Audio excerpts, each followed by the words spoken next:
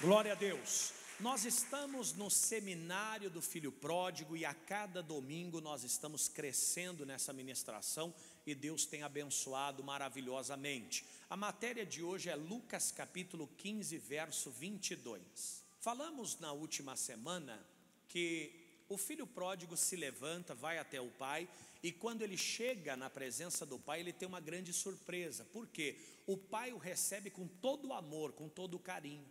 Falamos que Deus faz mais do que pedimos ou pensamos, mas é segundo o poder que em nós opera. Qual foi o nosso entendimento? Que o filho só pôde saber a capacidade do pai em relação à sua vida, porque ele se dispôs a levantar-se e ir até o pai.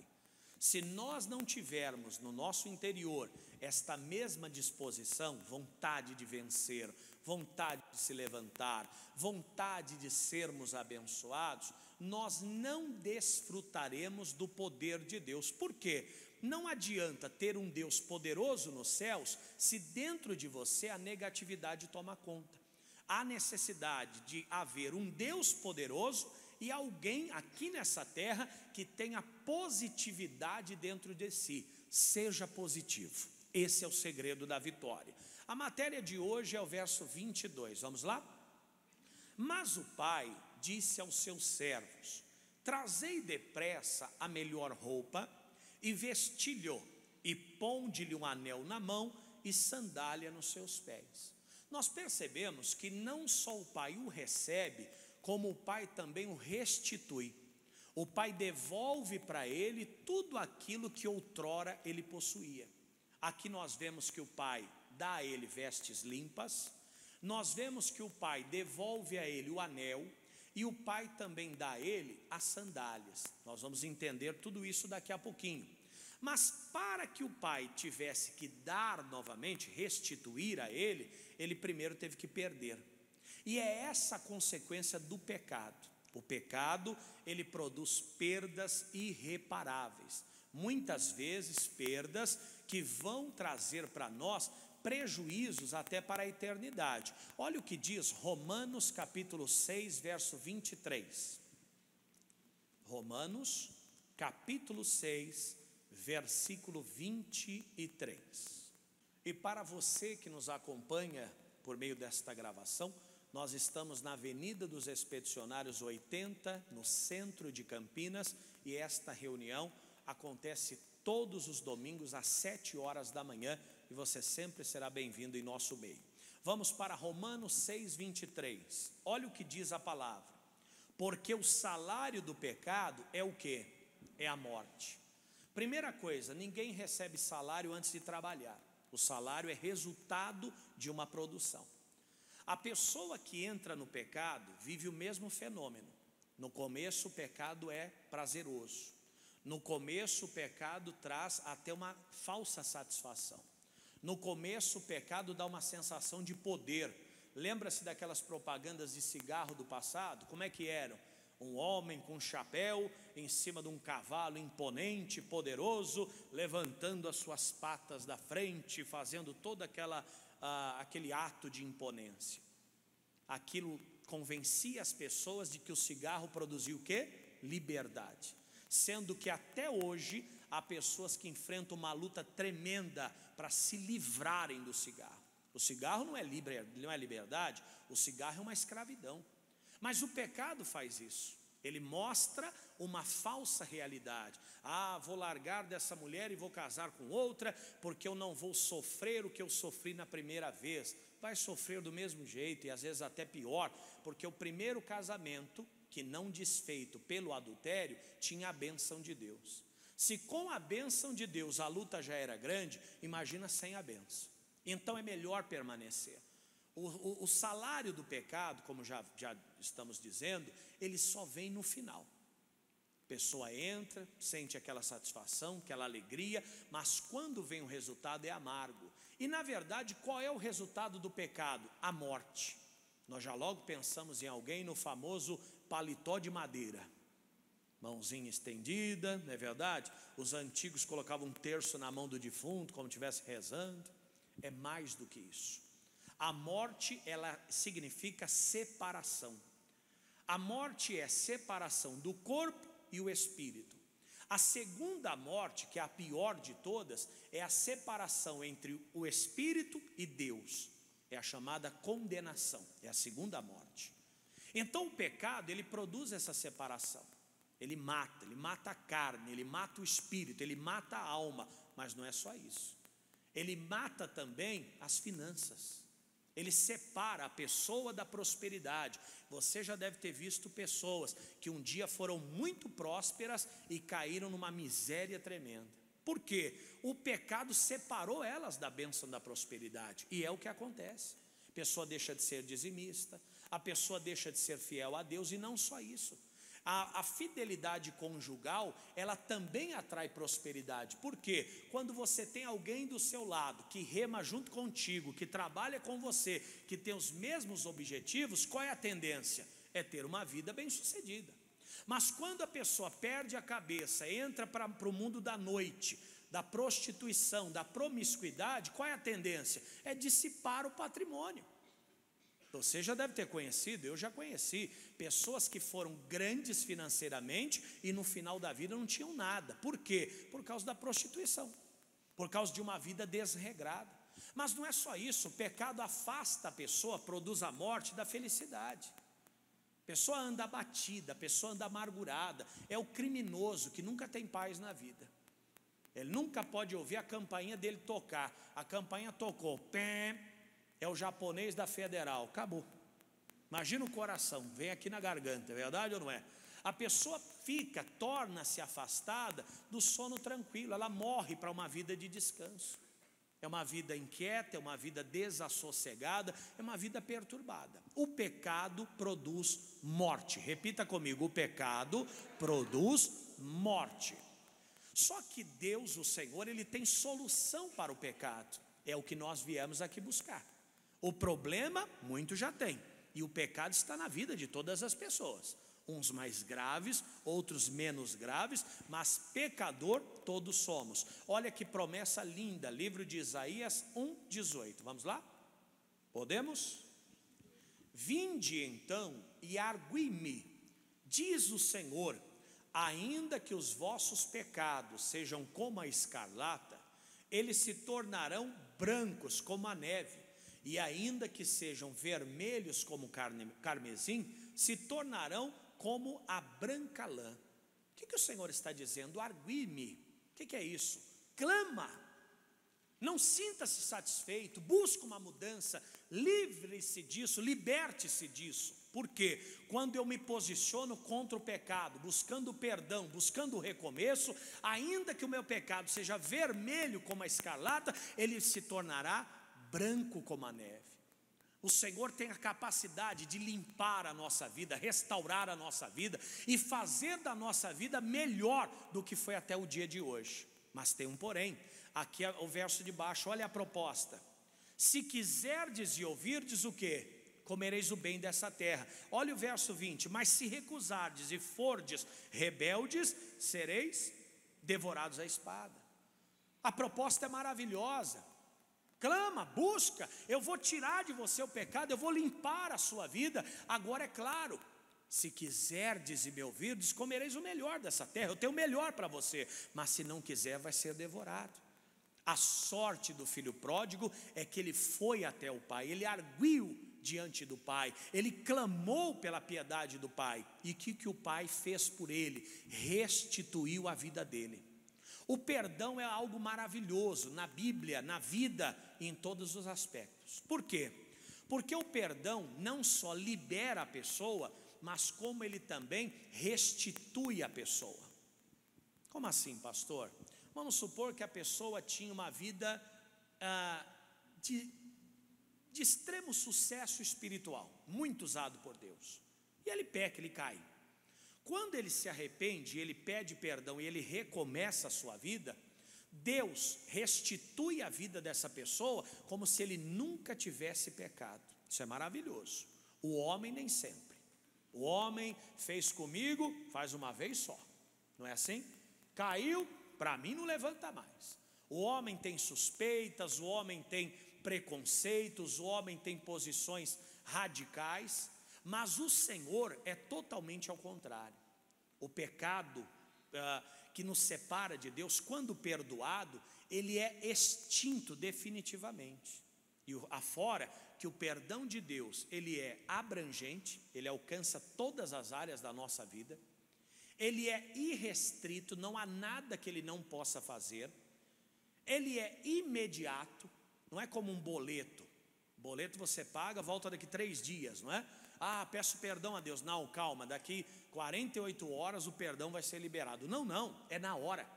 Eu não entendo a pessoa que deixa de tomar uma santa ceia porque pecou, por exemplo, a não ser que ela precise resolver esse problema de uma outra forma.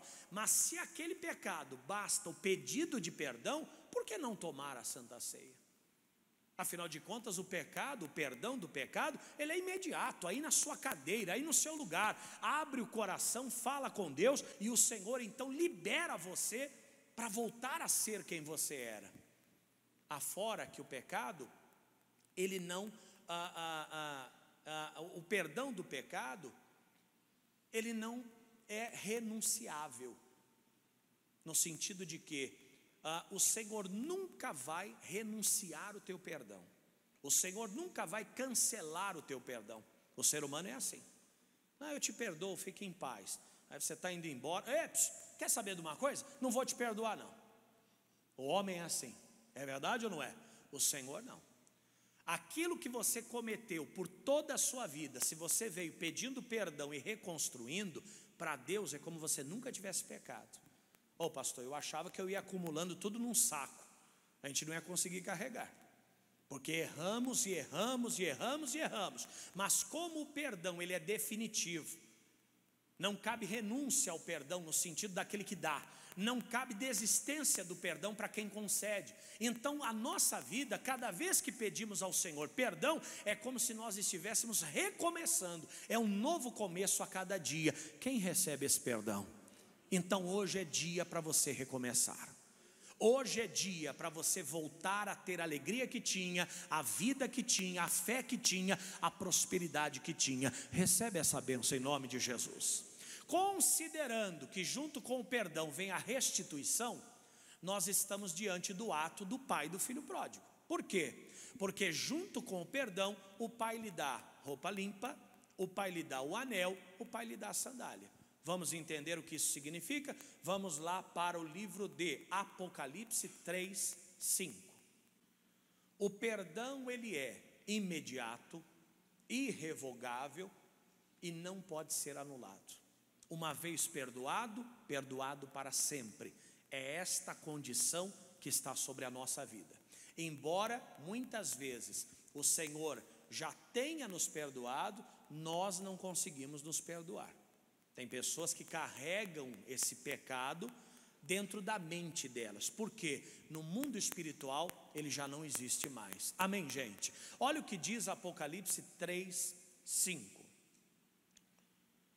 O que vencer será vestido de vestes brancas, e de maneira nenhuma riscarei o seu nome do livro da vida, e confessarei o seu nome diante do meu Pai que está nos céus. Preste atenção.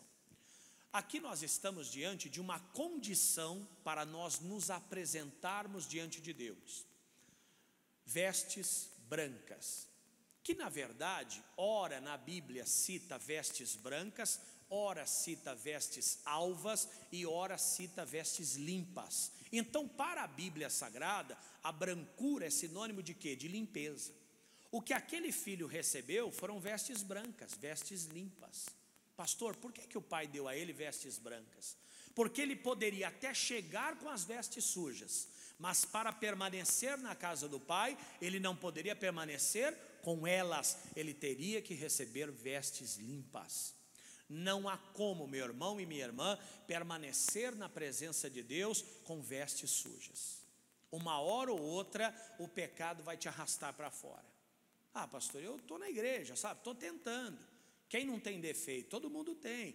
Quem é que não peca? Todo mundo peca. Isso é uma coisa, né?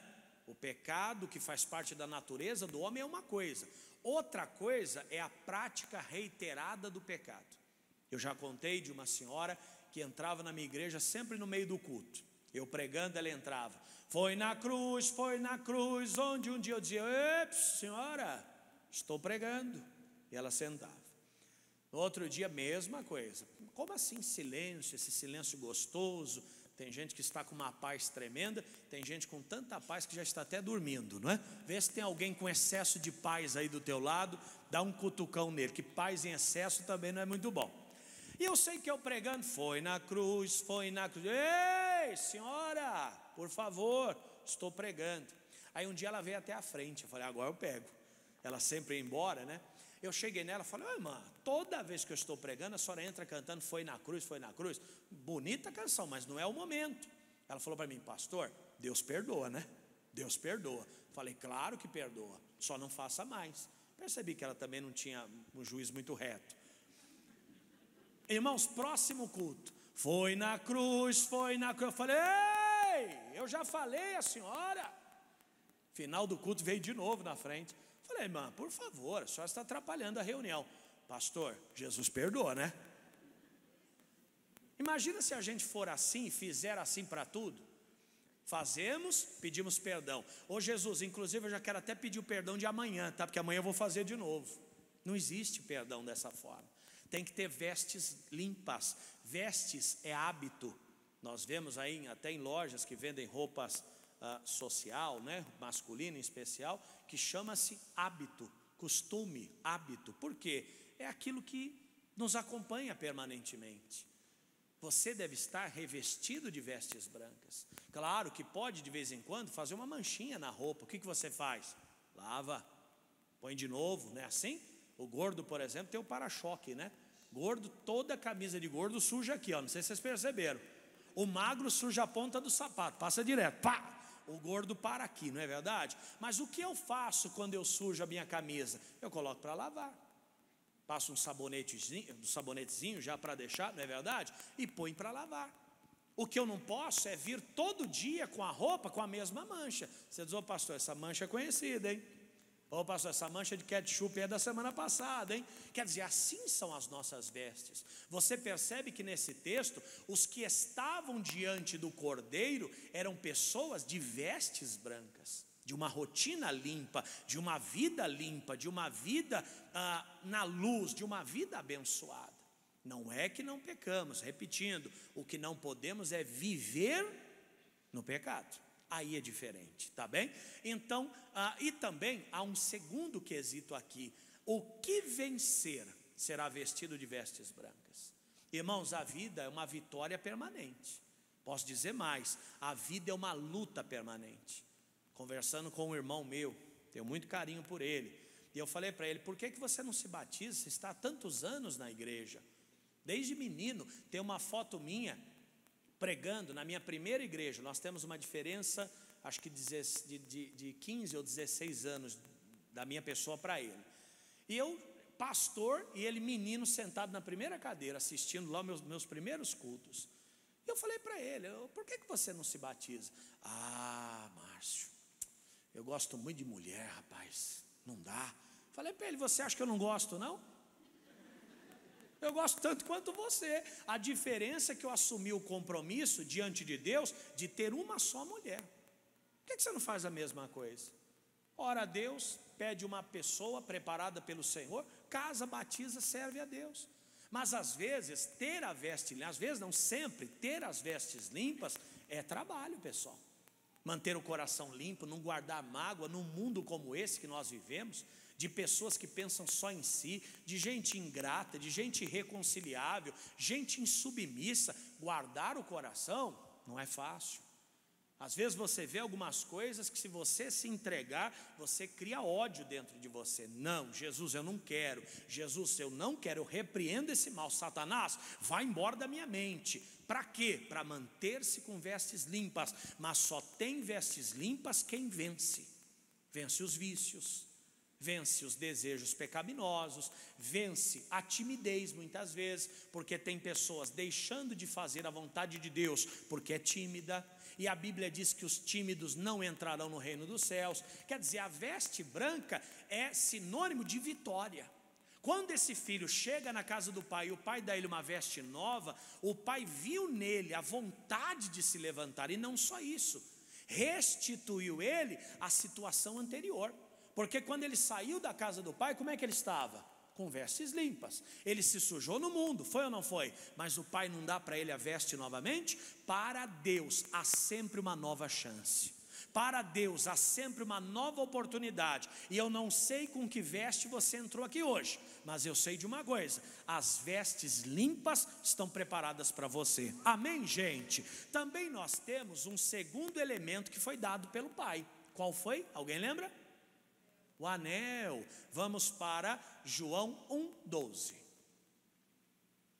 Por que o pai deu a ele vestes limpas ou vestes brancas? Porque para permanecer na casa do pai, ele teria que usar roupas limpas.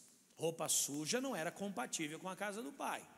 Agora o pai também lhe dá o anel. Por que o anel? Porque o anel tinha um significado muito importante naquela época. João 1,12. Mas a todos quantos o receberam, deu-lhes o poder de serem feitos filhos de Deus, aos que creem no seu nome. Aqui tem uma palavra-chave que muda a nossa concepção de filho de Deus. Quando você pensa em filho de Deus, em quem você pensa? Qual o perfil de um filho de Deus? Vamos traçar. É aquela pessoa que o patrão paga todo mundo, menos ele, porque ele é filho de Deus. Ele vai saber esperar, ele tem paciência, é isso. É aquela pessoa que todo mundo tem lugar para sentar, mas ele, porque é filho de Deus, ele fica em pé mesmo. Não, se todo mundo senta, ele tem direito de sentar. Amém? Às vezes a gente vê algumas coisas, né? Pessoas que acham que a obra de Deus tem que ter direitos diferentes das demais pessoas, que o filho de Deus tem que ter condição diferente das demais pessoas. Não, o filho de Deus tem que levar a luz de Deus. Não significa que ele tem que ser submisso às injustiças. Em uma feita, procurei a empresa que eu trabalhava, pedi para eles: podem me mandar embora? Eu queria muito ser mandado embora, não posso pedir as contas, mas se vocês me mandassem, eu ficaria muito grato. Essa empresa, inclusive, era de um proprietário que era evangélico, que era cristão. Resumindo, me chamaram no departamento pessoal, disseram: olha, nós não vamos te mandar embora, não tem possibilidade. Falei: então tudo bem. Trabalhava pertinho da igreja que eu congregava, inclusive eu falei: olha, eu quero ser demitido, porque eu tenho um ministério, eu tenho um chamado, e eu preciso cumprir o meu chamado. Ah, não, tudo bem, não vamos te mandar embora, não dá, volta para o trabalho. Voltei. Quando eu cheguei no trabalho, disseram para mim: olha, você está sendo transferido. Poxa, pedi para ser demitido porque o trabalho não conciliava com a obra, e eu, vamos supor, trabalhava aqui no shopping Campinas, muito próximo daqui, saía de lá, corria para cá. Quando eu pedi para ser mandado embora, me mandaram para o shopping Dom Pedro, no mesmo dia. Fui para o shopping Dom Pedro, entrei em contato de novo, falei: olha, para mim não dá, vocês estão atrapalhando a minha vida, e propositalmente, só foi eu falar que eu tinha um ministério, vocês fizeram isso, fica tranquilo que vai dar tudo certo. Tá bom. Uma semana depois, me transferiram para o shopping de Osasco. Vamos supor, morava aqui, me transferiram para o shopping de Indaiatuba, ou mais, vamos colocar aí o outlet que tem na Bandeirantes. Irmãos, eu fui lá, falei: ó, para mim não dá, desse jeito eu não tenho condições, vocês estão me perseguindo.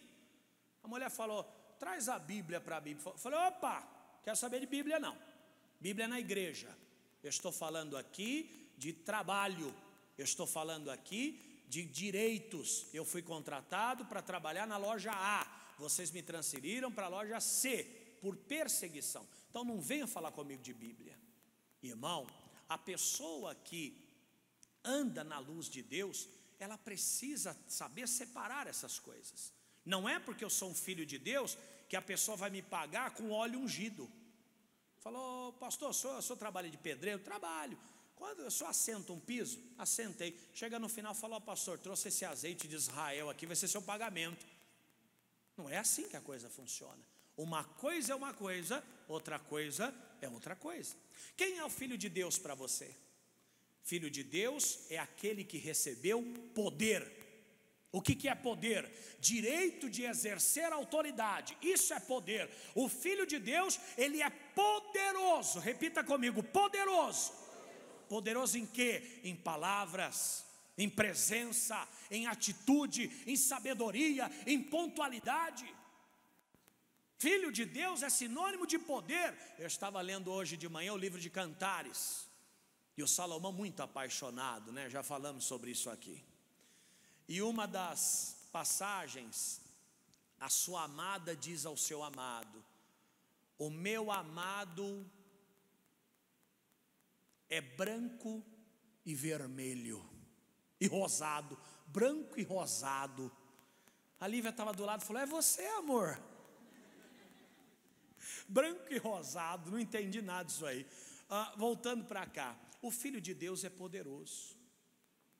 O Filho de Deus é aquele que sabe o seu lugar, que conhece os seus direitos, tanto biblicamente falando, como pessoa. Você não é cidadão de segunda classe, você não é uma pessoa desqualificada, pelo contrário, Jesus te deu poder para você andar com dignidade. Quando aquele pai dá ao filho o anel, o pai estava restituindo ele do poder que ele havia perdido, até porque o pai tinha vários empregados, não tinha? E se ele não estivesse com aquele anel na mão, os empregados não lhe obedeceriam, não se submeteriam a ele. Você já viu alguém que não é filho de Deus expulsar um demônio?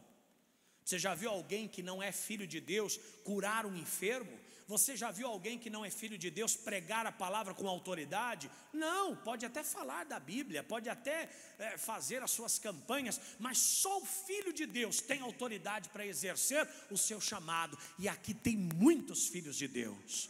Diga bem, gente. O anel é autoridade, porque ser filho de Deus é receber poder. Você é poderoso, você é revestido de autoridade. Mas agora nós temos um terceiro elemento. Qual é o terceiro elemento? Alguém lembra? As sandálias, João 8,32. Nós precisamos compreender o contexto pelo qual a Bíblia foi escrita. Quando a Bíblia fala que nós somos servos de Deus, numa interpretação literal, ela estava dizendo que nós somos escravos do Senhor, porque no contexto que a Bíblia foi escrita, servo era escravo. Hoje servo é alguém que serve, e nós nem utilizamos mais esse termo, é um termo que caiu em desuso. Nós utilizamos empregado, funcionário, voluntário. Ninguém fala servo, verdade ou não? Verdade ou não? Naquele tempo, o escravo era o servo do seu senhor. Uma das suas características era andar descalço. O servo andava descalço. E esse ato de andar descalço dava a ele algumas limitações. Primeiro, a aparência. Alguém olhava para ele, já sabia que se tratava de um escravo. Caso fugisse alguma coisa, já tinha uma característica própria. E outra coisa, o escravo não tinha vontade própria, o escravo fazia a vontade do seu senhor.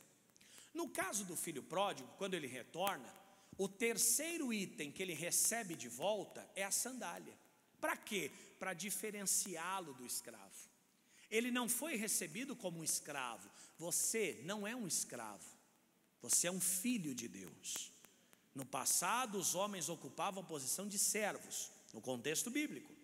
Hoje a Bíblia diz que o Senhor nos deu poder para sermos chamados filhos de Deus. O escravo não tem vontade, o filho tem. Tanto é que Jesus abriu essa possibilidade. Tudo que pedirdes em oração crendo, recebereis. Bate que a porta se abre, pede que você recebe. Escravo podia bater na porta? Não, o escravo calado já estava errado. Ele recebe de novo, não a condição de escravo, como ele até imaginava que seria, mas ele recebe a condição de filho. E como filho, ele passa a ter a liberdade que o escravo não possuía. Mas não é só a liberdade restrita, no sentido contrário de escravidão. era a liberdade também da forma mais ampla. Por quê? Ele não só poderia entrar e sair da casa quando ele quisesse, mas ele poderia também abrir a geladeira do pai, porque afinal de contas a casa era dele. Ao receber essa sandália, ele recebe mais do que liberdade de ir e vir, ele recebe liberdade de agir. Como filho, ele poderia tomar decisões a respeito da propriedade do pai. Como filho, vamos falar de questão sentimental, ele poderia dar um beijo no rosto do pai. O escravo não poderia. Como filho, ele poderia abraçar o pai, brincar com o pai, sorrir com o pai. O escravo não poderia. É essa liberdade que a palavra de Deus nos concede. É o calçado do evangelho. É a liberdade que só a palavra nos dá. Vamos para João 8,32, já abriu? Vamos ler? Olha o que ele diz: e conhecereis a verdade, e a verdade o quê? João 8,32, e conhecereis a verdade, e a verdade vos libertará. Essa verdade é a sandália que nós recebemos. Deixamos de ser escravos do pecado, da maldade, da religiosidade, da mentira, do espiritismo, da feitiçaria e de qualquer outra prática errada, e passamos a ser livres pelo conhecimento da palavra. Diga: eu sou livre. Você é livre. E eu vou dar a você uma lista de liberdades que nós recebemos. Primeiro, nós entendemos pela palavra que salvação não é propriedade de igreja ou de religião nenhuma. Salvação é algo que vem do trono de Deus. Primeira liberdade que você recebeu. Colocou a sandália, já abriu o entendimento. Não, porque se eu sair de tal igreja eu nunca vou ser salvo. Não, porque se eu fizer tal coisa. E outra, eu nem acredito em salvação, eu acredito em reencarnação. Estranho, né? Porque o mundo começou com duas pessoas, Adão e Eva. Hoje nós somos bilhões de pessoas. Então a doutrina da reencarnação não fecha essa matemática, né? Porque se existisse a reencarnação, nós teríamos nos limitado àquelas duas pessoas. E outra, morreram aquelas. Como é que faz para nascer outras? Não sei. Ou será que o Senhor tem uma fábrica de almas e Ele vai rodando lá? Já foi descartado. A doutrina da reencarnação também ensina que a pessoa nasce, morre e ela vai se tornando uma pessoa melhor, até chegar ao ponto que ela não precise mais reencarnar e ela segue a sua vida não sei por onde. O mundo está melhor ou pior? Então, se esse era o plano, não deu certo. Sim ou não? Se esse era o plano, não deu certo. Afora que a Bíblia diz que cabe ao homem morrer uma só vez. Então você foi livre dessas doutrinas que não levam ninguém a nada. Mas não é só disso. Livre das crendices. Pastor, se colocar um facão enfiado na bananeira, a bananeira fala o nome do homem que eu vou casar, ou da mulher que eu vou casar. Pega um facão, tem que ser limpo o facão, enfia na bananeira e vira de costa. A bananeira vai dizer: Maria. Se disser alguma coisa, pode pôr a mão na cabeça dessa bananeira e mandar o demônio embora. Está manifestado, é demônio. Pastor, eu vi gato preto hoje, meu Deus, eu me arrepiei. Bobeira. Gato preto é de Deus, gato branco é de Deus, o malhado é de Deus, o vascaíno é de Deus, todo gato é de Deus. Pastor, olha, eu nasci no ano bissexto, não sei o que vai ser da minha vida. Vai fazer aniversário de 4 em 4 anos, só isso, dependendo da data que nasceu.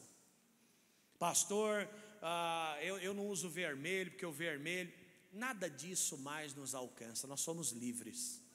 Você vê que o povo chamado crente, teoricamente é o povo que tem uma fé mais rigorosa, mas é o povo menos preso a crendices e questões que não tem nem pé nem cabeça.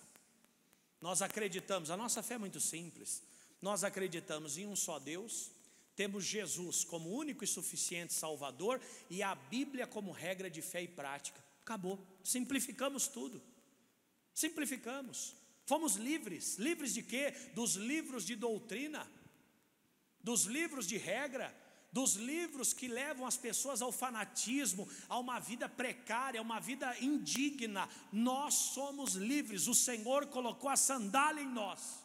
Diga amém. Não só isso, livres da condenação, nenhuma condenação há para aqueles que estão em Cristo Jesus. Eu poderia aqui dar uma lista de liberdades que nós recebemos.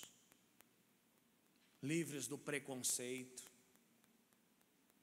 livres de pensamentos, de traumas, porque você nunca vai ser nada na vida. Quando você ouve isso, primeira coisa que vem na tua boca: está amarrado em nome de Jesus. A pessoa do mundo ouve isso, primeira coisa que vem na cabeça dela: meu Deus do céu, estou lascado agora.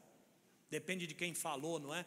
Um ex-noivo não casou comigo, não casa com ninguém. Você diz: nossa, macumba de ex-noivo pega. Quem falou isso? Foi sua mãe que falou: ih, praga de mãe, meu Deus do céu, virgem. Não é assim? Quem falou isso? Ex-patrão. Ih, praga de patrão é pior que carniça. Nós não temos nada disso. Toda palavra negativa que vem contra nós, primeira coisa que vem na nossa boca: está amarrado em nome de Jesus. Isso já produz no teu coração liberdade. Você não está vinculado a pragas, maldições e nenhum tipo de negatividade, porque maior é o que está em você do que o que está no mundo. Ei, meu irmão, você foi restaurado, você foi restituído. Não sei de onde veio, não sei como chegou aqui. Eu sei de uma coisa: quando chegamos com vontade de vencer, recebemos vestes limpas, perdão de todos os pecados, pureza para servir a Deus, recebemos anel, poder de filhos, e recebemos também a sandália que nos dá liberdade para uma vida abençoada, uma vida bem-sucedida, uma vida de felicidade. Quem recebe essa bênção aplaude Jesus bem forte. Eita, glória a Deus. E o Adriano canta: te peço perdão, vamos com palmas, Senhor, mais uma vez. Eu sei que errei, mas vou recomeçar. Te peço perdão, preciso desse amor. Estende tuas mãos para mim. Eu quero ser mais feliz contigo, meu Deus. E vamos aplaudir o Rei Jesus. Eita, glória a Deus. Amigos, guardem no coração essa palavra. O filho pródigo recebeu esses 3 elementos, que eram muito mais do que objetos. O que alguém vai fazer com uma roupa branca? O que alguém vai fazer com um anel? O que alguém vai fazer com uma sandália? Para nós não tem muito sentido, para ele tinha todo esse sentido. E hoje você não recebe nem a roupa, nem o anel, nem a sandália, mas você recebe todas as bênçãos contidas por trás desses 3 elementos. Isso é maravilhoso. Amém? Aplauda Jesus mais uma vez. Glória a Deus.